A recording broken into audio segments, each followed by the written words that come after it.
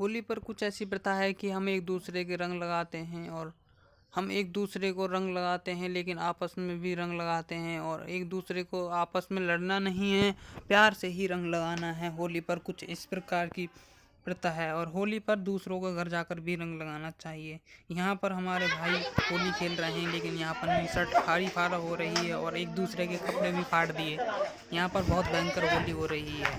यहाँ पर फिर हम होली का डांस करने लग जाते हैं और एक दूसरे को ऐसे हंसी में मारपीट भी करने लग जाते हैं और एक दूसरे के ऊपर पत्ता फेंका भी होती है और डांस भी करने लगते हैं और डांस में ही एक दूसरे पत्ता फेंकने लगते हैं और डांस करते हैं।